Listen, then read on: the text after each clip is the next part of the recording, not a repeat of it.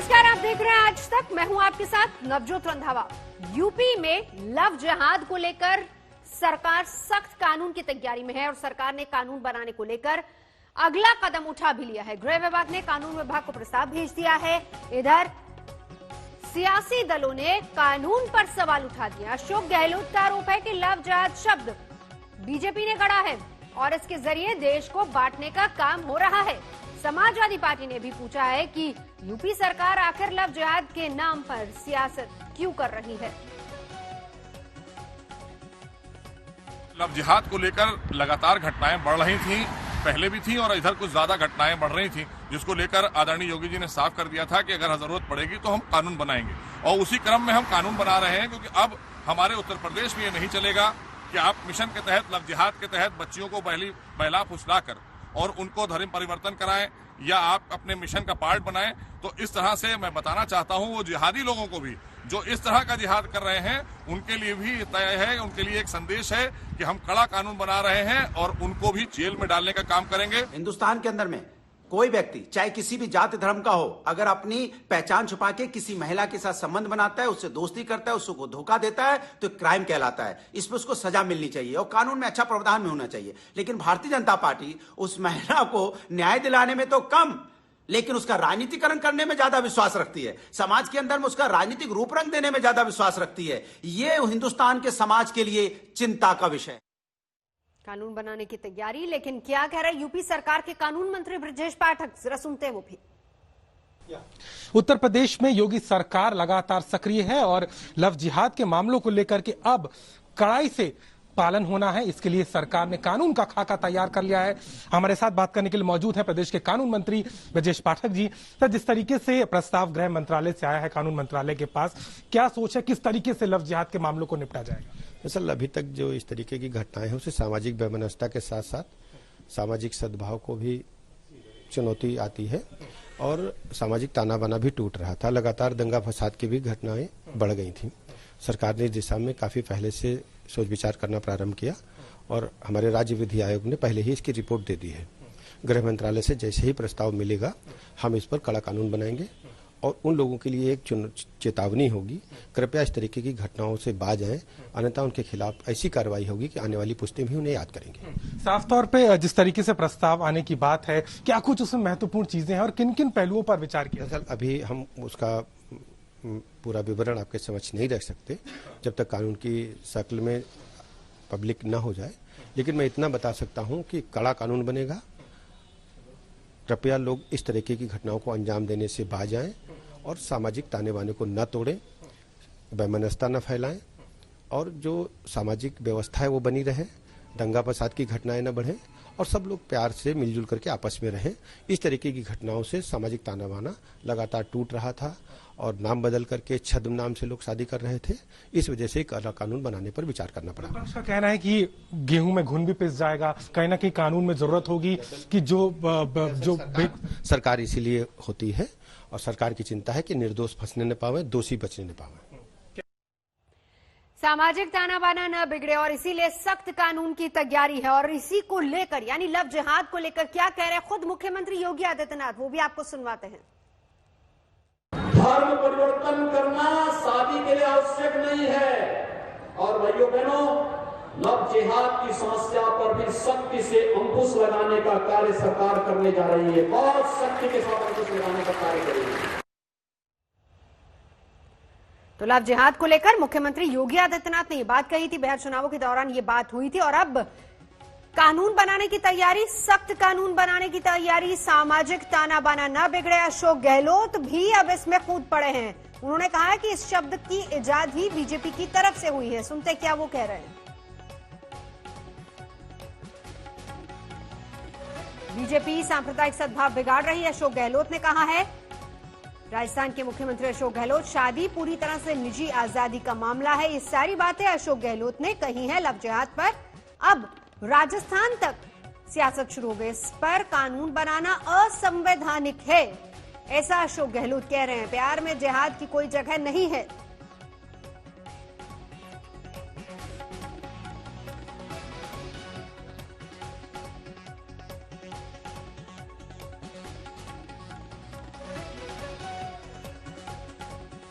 आगे बढ़ेंगे। मध्य प्रदेश के मुख्यमंत्री शिवराज सिंह चौहान ने गुपकार एलायंस को गुप्तचर एलायंस कहा है। उन्होंने कहा कि गुपकार एलायंस में शामिल दल चीन, पाकिस्तान की जासूसी कर रहे हैं।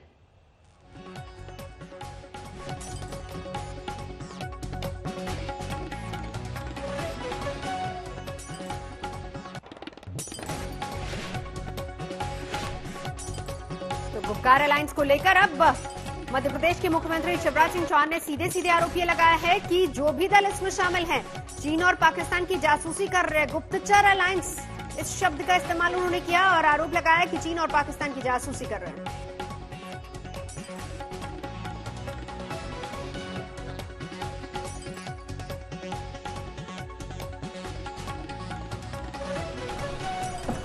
कांग्रेस का ये सफाई देना कि गुपकार डिक्लेरेशन का हिस्सा नहीं है, बेतुका तथ्यों से परे है।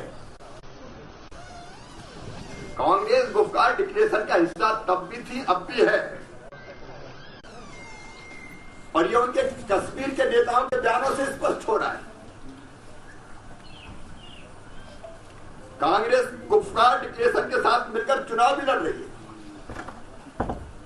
जो जिला विकास परिषद के चुनाव हो रहे हैं। वास्तव में कांग्रेस हमेशा से इन देशद्रोही ताकतों का साथ देती रही है। यहां तक कि पी चिदम्बरम साहब खुलेआम करें, गुलाम नबी आजाद करें कि कश्मीर से धारा 370, कश्मीर में धारा 370 फिर से। और इस बीच एक बड़ी खबर आपको बता दें, खबर ये आ रही है कि मुंबई से दिल्ली के बीच की ट्रेन सेवा को बंद करने पर विचार हो रहा है। कोरोना के मामले लगातार बढ़ते जा रहे हैं, दिल्ली विमान सेवा रोकने पर भी विचार हो जाए। बड़ी खबर, मुंबई से दिल्ली प्लेन सेवा बंद हो सकती है, महाराष्ट्र सरकार ले सकती है ये बड़ा फैसला। सूत्रों के हवाले से खबर मिल पा रही है। पंकज उपाध्याय हमारे साथ जुड़ चुके हैं। पंकज, क्या है खबर? देखिए, इस वक्त की बड़ी खबर ये है कि सोमवार से मुंबई से दिल्ली के बीच में जो विमान सेवाएं हैं उनको बंद किया जा सकता है। साथ ही साथ मुंबई से दिल्ली तक जो ट्रेन सेवाएं हैं उनको भी बंद किया जा सकता है। खबर ये आ रही है, सूत्रों की माने तो महाराष्ट्र सरकार ने ये आदेश दे दिए हैं और ये मद्देनजर दिल्ली में जो कोविड-19 के बढ़ते हुए केसेस सामने आ रहे हैं, कुछ ही देर में सूत्र बता रहे हैं कि ऑर्डर्स निकाल दिए जाएंगे। बीएमसी ने भी ये कहा है कि वो कोई रिस्क नहीं लेना चाहता और ऐसे में दो प्रमुख रूट यानी एयर रूट और रेल रूट, यानी वो विमान सेवाएं जो दिल्ली से मुंबई आएंगी, मुंबई से दिल्ली जाएंगी, और ट्रेन सेवाएं जो दिल्ली मुंबई जाएंगी, उन पर रोक लगा दी जाए। ये कब तक रोक लगाई जाएगी, इस पर जब हमने अपने सूत्रों से, तो उन्होंने कहा है कि ये इंडेफिनिट होगा, यानी जब तक दिल्ली में कोविड-19 के केसेस में ठहराव नहीं आता तब तक ये जो रोक है वो लगाई जाएगी। यानी इस वक्त की बड़ी खबर ये है कि आने वाले दिनों में ये बड़ा फैसला है महाराष्ट्र सरकार ने जो लिया है। फ्लाइट सेवाएं जो होंगी मुंबई से दिल्ली की, दिल्ली की तरफ और दिल्ली से मुंबई की तरफ, और ट्रेन सेवाएं होंगी दिल्ली मुंबई, मुंबई दिल्ली, उनको रोक दिया जाएगा जिससे कोविड-19 का खतरा और ना बढ़े। जी नवजोत। पंकज, क्या फैसला ले लिया गया है या विचार चल रहा है? दूसरी बड़ी बात, दूसरा बड़ा और अहम सवाल ये भी रहेगा कि इसकी क्या कोई समय सीमा मियाद रखी गई है? देखिए, सूत्र बता रहे हैं कि फैसला ले लिया गया है, कागजी कार्रवाई करी जा रही है, कुछ ही देर में ऑर्डर्स निकाल दिए जाएंगे। दूसरी बात यह कि जब स्पेसिफिकली मैंने पूछा सूत्रों से कि आखिर क्या इसका कोई टाइमलाइन होगा, ये कब तक रहेगा, तो ये बताया गया है कि जो ऑर्डर्स निकलेंगे ये इंडेफिनिट होंगे, यानी महाराष्ट्र सरकार जब तक आश्वस्त नहीं हो जाती कि मुंबई के लिए कोई खतरा है तब तक ये ऑर्डर्स रहेंगे। तो यानी सिंपली अगर मैं लोगों को समझाने के लिए बताऊं तो आने वाले दिनों में मुंबई से दिल्ली की जो फ्लाइट्स हैं उनको रद्द कर दिया जाएगा। सूत्रों का कहना है कि महाराष्ट्र सरकार के अधिकारी इस वक्त एयरपोर्ट अथॉरिटी से बात कर रहे हैं। मुंबई के जो एयरपोर्ट के अधिकारी हैं उनसे संपर्क साधा जा रहा है क्योंकि उनका कहना है कई लोग ऐसे हैं जिन्होंने अपनी एडवांस बुकिंग करा ली है, इसलिए शायद 48 घंटे का वक्त दिया जा सकता है जिसमें यात्रियों को भी मुसीबत का सामना ना करना पड़े। लेकिन बड़ी खबर तो यह है कि महाराष्ट्र सरकार के आला अधिकारियों की तरफ से मुख्यमंत्री के दफ्तर से यह आदेश दे दिए गए हैं कि यह इस वक्त अच्छा कदम रहेगा, क्योंकि दिल्ली में कोविड-19 के केसेस बढ़ रहे हैं और मुंबई में यह खतरा ना बढ़े, इसके लिए दो प्रमुख जो कदम उठाए जा सकते हैं वो यही होंगे कि फ्लाइट्स को और ट्रेन सेवाओं को रोक दिया जाए। पंकज, अगर मान लिया जाए जिस तरीके से आप खबर दे रहे हैं, अगर मान लिया जाए कि सोमवार से अगर ये फैसला लागू होता है, शुक्रवार का दिन आज हो चुका है, बचे 2 दिन यानी कि शनिवार और रविवार, ऐसे में बहुत सारे ऐसे लोग हैं जो कि मुंबई से अपने अपने शहरों में त्योहार मनाने के लिए गए हुए हैं। दिवाली के बाद अब छठ पूजा, तो वापस आना उनके लिए भी एक तरीके से पैनिक सिचुएशन हो जाएगी। जी हाँ, देखिए इस वक्त जितने अधिकारी हैं, चाहे वो राज्य सरकार के हैं, चाहे वो बृहन मुंबई म्युनिसिपल कॉर्पोरेशन के हैं, उनका कहना है कि देखिए मुंबई में इस वक्त जो कोविड-19 के केसेस हैं उनको मानो काबू में कर लिया गया है। वो नहीं चाहते कि ऐसे में केसेस हैं जो आगे बढ़े। ऐसे में हालांकि सरकार को और सिविक बॉडी को दोनों को पता है कि काफी लोग हैं न सिर्फ अपने घरों में गए हैं बल्कि काफी टूरिस्ट डेस्टिनेशंस में भी गए हैं, क्योंकि रिस्ट्रिक्शंस को खोल दिया गया था। लेकिन अब जब दिल्ली की तस्वीर देखी जा रही है, दिल्ली के बढ़ते हुए आंकड़ों को देखा जा रहा है, और यह भी याद रखा जाए कि दिल्ली और मुंबई का जो सेक्टर है, जो एयर सेक्टर है, वो सबसे बिजिएस्ट सेक्टर है। ऐसे में राज्य सरकार को लगता है कि अगर फ्लाइट्स को आने दिया जाएगा तो फिर खतरा बढ़ सकता है। इसको देखते हुए ही आज सुबह ही मीटिंग करी गई है जिसमें राज्य सरकार के आला अधिकारी मौजूद थे, जिसमें बीएमसी के अधिकारी मौजूद थे, और उसके बाद यह फैसला लिया गया है कि यह एक अच्छा कदम रहेगा कि फ्लाइट्स को और ट्रेन को रोक दिया जाए। बिल्कुल पंकज, आप रहिए हमारे साथ। इस बीच एक बड़ी खबर जो लगातार हम आपको बता रहे हैं, और पंकज उपाध्याय लगातार इस बड़ी खबर पर नजर दे रहे हैं। फैसला ले लिया गया है कि दिल्ली से मुंबई प्लेन सेवा फिलहाल के लिए बंद की जाएगी, ट्रेन सेवा पर भी पाबंदी होगी, रोक होगी। हालांकि क्या ये सोमवार से लागू होगा या फिर किसी और दिन से, इस पर अभी जानकारी मिलनी बाकी है। सूत्रों के हवाले से खबर मिल पा रही है और इसकी कोई टाइमलाइन होगी, समय सीमा होगी, इस पर भी अभी कोई विचार नहीं किया गया। ये तमाम ऐसी बातें एयरपोर्ट अथॉरिटी से लगातार संपर्क में है।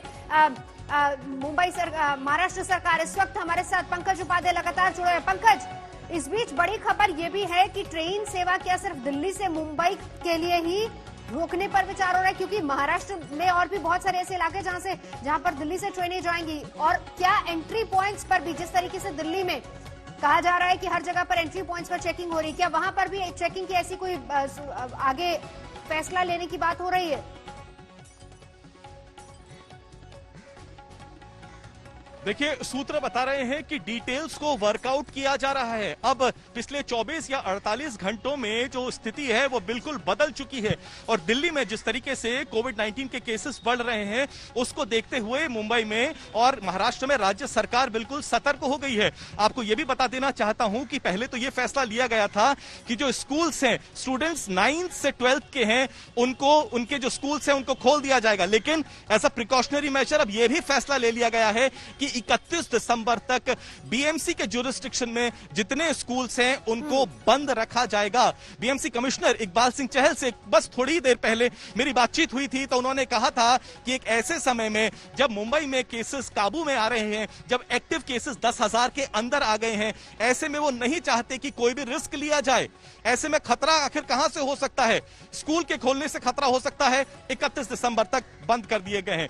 जो यात्री दिल्ली से मुंबई आएंगे या मुंबई से दिल्ली जाएंगे वो कैरियर्स हो सकते हैं वायरस के, इसलिए फैसला लिया गया है फ्लाइट्स को बंद कर दिया जाए। लाखों की संख्या में दोनों शहरों में ट्रेन से लोग आ जा सकते हैं, इसलिए मुख्यमंत्री से गुहार लगाई गई कि यह फैसला लिया जा सकता है। और सूत्र बता रहे हैं कि उद्धव ठाकरे की तरफ से हरी झंडी दिखा दी गई है और कुछ ही देर में यह ऑर्डर भी पास कर दिया जाएगा, यानी दिल्ली और मुंबई के बीच में 48 या 72 घंटे के बीच में यह फैसला आ जाएगा और फ्लाइट्स और ट्रेन सर्विसेज को रोक दिया जाएगा। बिल्कुल, लेकिन यहां पर बड़ा सवाल देखो पंकज ये भी होगा कि जिस तरीके से इमीडिएटली अब ये फैसला लिया जा रहा है और आप कह रहे हैं 48 से 72 घंटे बाद हो सकता है कि इसको लागू कर दिया जाए, ऐसा हो सकता है।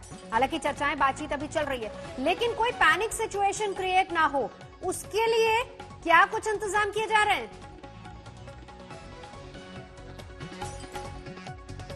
देखिए, ये सबसे बड़ा सवाल है और अधिकारियों का कहना है कि वो नहीं चाहते कि एक नीजक रिएक्शन हो, इसीलिए 48 घंटों का समय दिया जाएगा।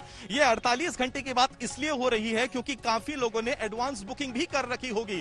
कई ऐसे होंगे जिन्हें अपनी इमरजेंसी के लिए दूसरे शहर में जाना पड़ेगा। इसलिए इन तमाम एस्पेक्ट्स को मद्देनजर रखते हुए यह फैसला लिया गया है कि इन ऑल प्रोबेबिलिटीज, जैसे हमारे सूत्रों ने बताया कि in all probabilities the orders could be out by Monday, जिससे तमाम जो यात्री हैं जिन्होंने अपनी प्लानिंग करी हुई है या वो तमाम यात्री जो बाहर हैं, जो फेस्टिवल्स को देखते हुए बाहर गए हैं, वो अपना प्लानिंग कर लें। लेकिन मोटा मोटी सूत्रों की माने तो उनका यही कहना है कि स्थिति दिल्ली में गंभीर हो गई है और इसको देखते हुए राज्य सरकार कोई भी रिस्क नहीं लेना चाहती। यानी सीधे सीधे पंकज, एक और चीज जरा क्लियर कीजिए, डायरेक्ट ट्रेन्स, डायरेक्ट फ्लाइट्स, उन्हीं को लेकर फैसला हो रहा है, उसी पर विचार हो रहा है क्या?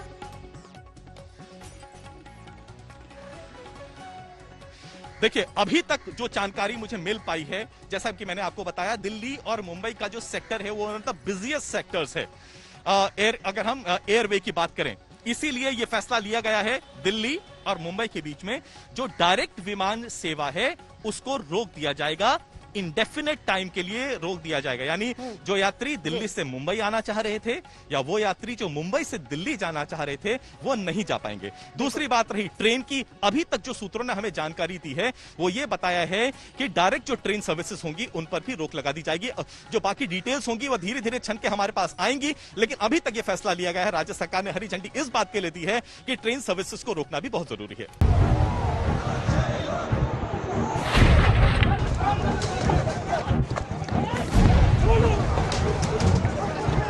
जो लोग लोकतांत्रिक तरीके से हमारा मुकाबला नहीं कर पा रहे हैं, उनको लगता है कि भारतीय जनता पार्टी के कार्यकर्ताओं को मौत के घाट उतार करके वे अपने मंसूबे पूरे कर लेंगे। একদিন আসবে যারা আজকে এই কাজগুলো করছে প্রত্যেকটা ইঞ্চিতে ইঞ্চিতে বদলা নেব বলে যাচ্ছি।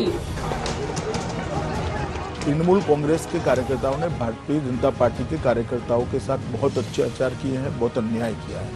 100 से ज्यादा कार्यकर्ता हमारे मारे गए हैं। আমাকে অনেক অপমান করেছেন, অনেক অসম্মান করেছেন, আমাকে গভর্নমেন্ট চালাতে দেন না। राज्य में हालात बहुत खराब है, हालात इतने भयानक हैं कि आपका दिल पसीजना चाहिए।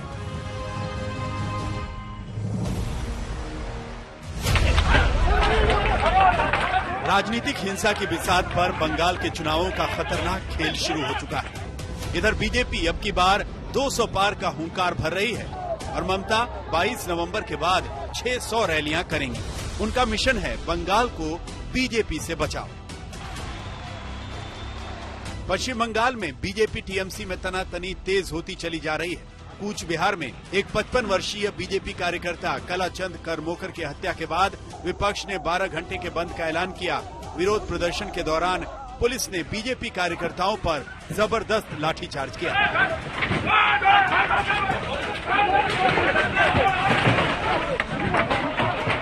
पार्टी कार्यकर्ता की हत्या के बाद बीजेपी कार्यकर्ताओं ने दरअसल रोड ब्लॉक किया था, तो पुलिस ने ताबड़तोड़ लाठियां चलाई। बीजेपी का आरोप है कि उनके बूथ सचिव की हत्या में टीएमसी का खेल है।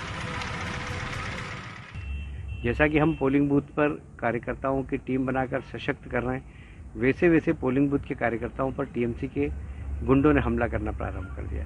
वे हमारी इस रणनीति को असफल करने देना चाहते हैं। वो डरा रहे हैं कार्यकर्ताओं को, आतंक फैलाने पर। हमारे कार्यकर्ता डरने वाले नहीं है, झुकने वाले नहीं है। वो बंगाल को सोनार बंगला बनाने का संकल्प ले चुके हैं। पुलिस बीजेपी कार्यकर्ता की मौत को काली पूजा पर 2 क्लब की आपसी लड़ाई का मामला बता रही है। সেই ক্লাবটা গত 2 বছর ধরে 2টা ক্লাব হয়েছে, ভাগ হয়েছে। গত বছরও ওনারা আলাদা আলাদা পূজা করেছিল, এই বছরও ওনারা আলাদাভাবে 2টা পূজা হয়েছে একটা পাড়ার মধ্যে হয়েছে। গতকাল রাত্রি বিসর্জনও পিসফুলি হয়ে গেছে। আজকে সকালবেলা হঠাৎ করে এই 2 ক্লাবের মেম্বারদের মধ্যে এমনি পুরনো একটু বিরোধিতা ছিল, এটা নিয়ে একটু কথা কাটাকাটি হয়।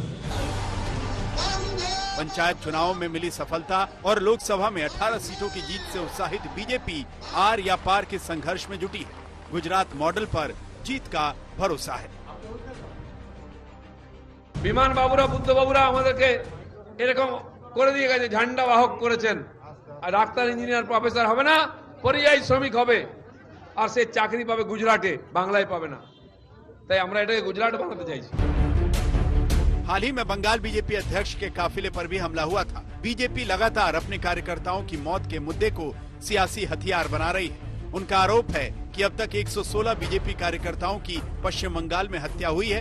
वहीं टीएमसी का आरोप है कि बीजेपी किसी भी हत्या के मामले को राज्य में उठाकर लाशों की राजनीति कर रही है। आज तक ब्यूरो।